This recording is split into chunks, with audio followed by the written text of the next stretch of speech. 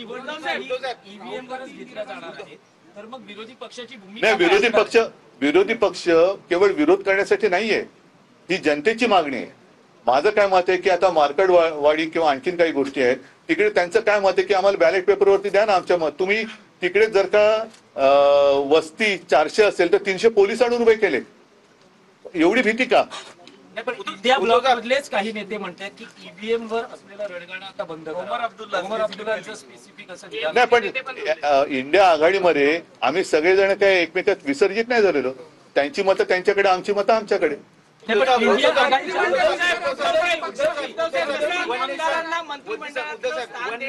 एक मिनिट, एक काहीतरी एका one question at a time. आमदारांना काही मंत्री देण्याचं आश्वासन दिलं होतं. नाही, मला असं वाटतं मुख्यमंत्री नाही ऐका आश्वासन दिलं होतं. ऐका एक मिनिट.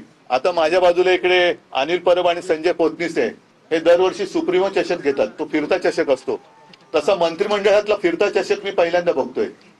आणि मला अशी अपेक्षा आहे की मंत्रीपद जशी तुम्ही फिरवणार तशी मुख्यमंत्री आणि उपमुख्यमंत्री पद पण फिरवणार आहात का नुसते नेते मात्र फिक्स आणि त्यांचे सहकारी ज्यांच्या जोरावरती मंत्री मुख्यमंत्री आणि उपमुख्यमंत्री झाले ते कायम, आणि ज्यांच्या जोरावर झाले ते ज्यांच्या जोरावर झाले ते फिरते, आणि जे झाले ते कायम.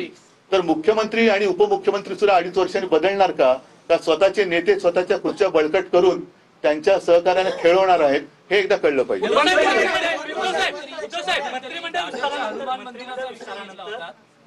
मंत्रिमंडळ विस्तारानंतर अजित पवार हे नॉट रिचेबल आहेत, त्यांची सवय जुनी आहे. पुन्हा आता दर पहाटे बघा कुठे आहेत ते.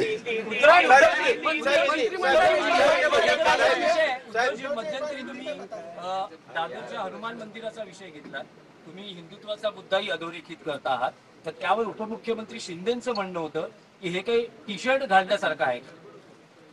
ते जाऊ दे, ते घालतात ते पुरेसे आहे. मुळामध्ये ती सेना मी मानायलाच तयार नाही.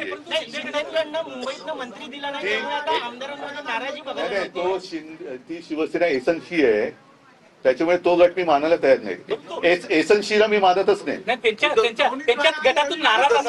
पण त्यांचा एसनशी जो गट आहे तो गट मी त्यांच्या पुरता मर्यादित आहे. ती शिवसेना नाही आहे, तो एसनशी आहे.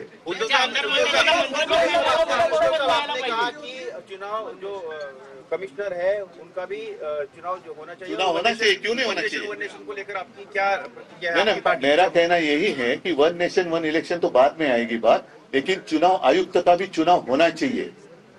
क्यों नहीं होना चाहिए? अगर राष्ट्रपति जी का चुनाव होता है तो चुनाव आयुक्त का चुनाव क्यों नहीं होता है? तो वहां भी चुनाव होना चाहिए. ऐसे मेरी मर्जी जो भी कोई है उसको मैं वहां बिठा दूंगा, नहीं चलेगी ऐसी बात. तो उनका भी चुनाव होना ही चाहिए, और फिर बाद में वन नेशन वन इलेक्शन. जब तक जो लोगों के मन में आशंका है ईवीएम के बारे में दूर करो, होने दो ना. एक बार बैलेट पेपर पे वोटिंग होने दो. अगर यही बहुमत उनको मिलता है फिर कोई किसी को कुछ कहने की आवश्यकता नहीं है. खळखळ बघायला मिळते आहे. ममता बॅनर्जींनी इच्छा व्यक्त केली की त्यांना नाही, पण जेवढं मंत्रिमंडळावरून इकडे खळखळ आहे तेवढी अजिबात इंडिया आघाडीवरच्या नेतृत्वात खळखळ नाहीये.